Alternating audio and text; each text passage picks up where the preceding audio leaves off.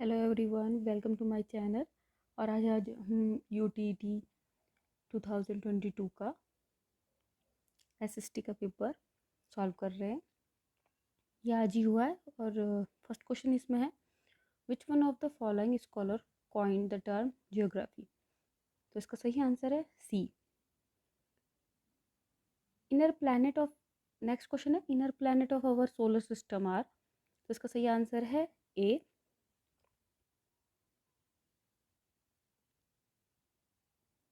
उसके बाद है next question 93, the atmospheric layer that reflects radio waves is called।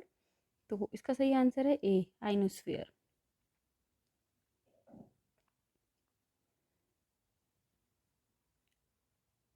Ninety four है, in which of the following direction generally warm current flow.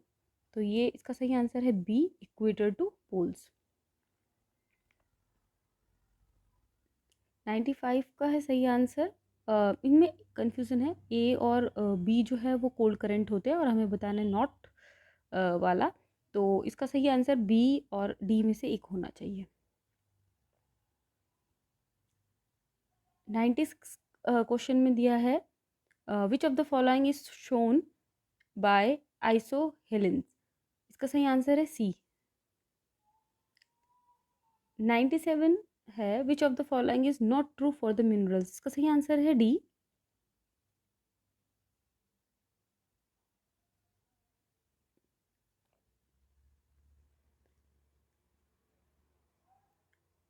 Ninety eight है, which means of transport is extremely useful in most of the areas. जब भी flood और या कुछ भी क्लाइमेटीज़ होती हैं और वाटर, फूड और क्लोथ्स को पहुंचाना होता है, तो सबसे ज़्यादा ईजिएस्ट और सबसे ज़्यादा अच्छा जो मीन्स ऑफ ट्रांसपोर्ट होता है वो कौन सा होता है। उसका सही आंसर है D, Airways.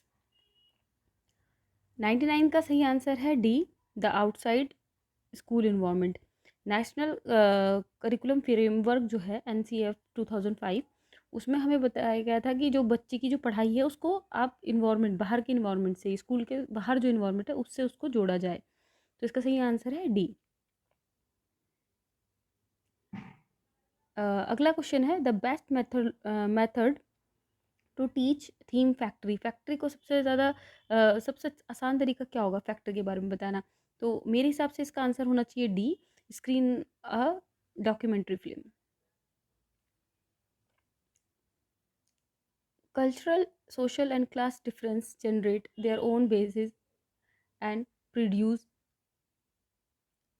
in the context of classroom। इसमें कैसी अप्रोच होनी चाहिए, ओपन एंडेड अप्रोच होनी चाहिए। इसका सही आंसर होगा डी।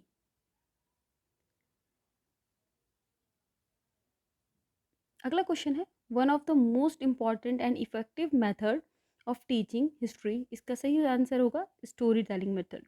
आप स्टोरी टेलिंग के हिसाब से बताएंगे तो बच्चे को जल्दी समझ आएगा। तो इसका सही आंसर होगा बी।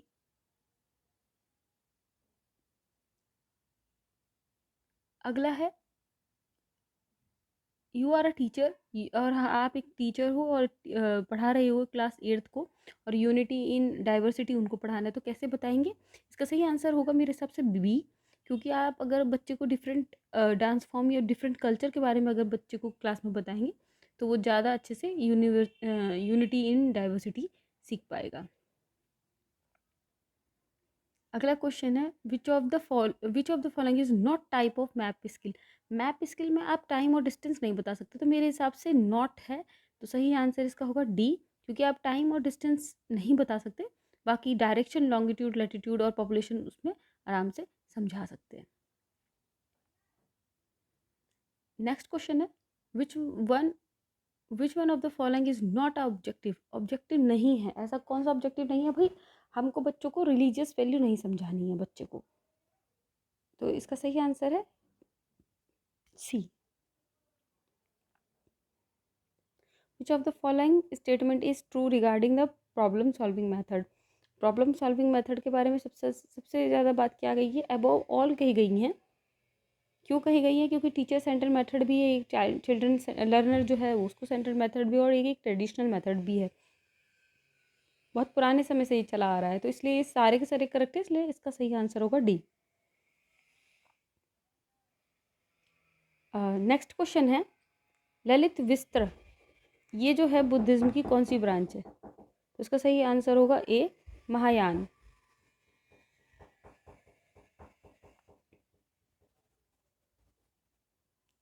तो इसका सही आंसर होगा ए, महायान।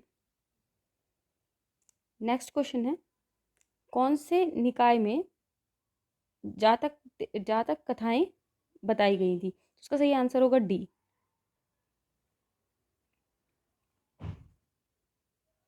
अगला क्वेश्चन है, in which of the Upanishad the story of Nachiketa found? तो इसका सही आंसर होगा कथा उपनिषद।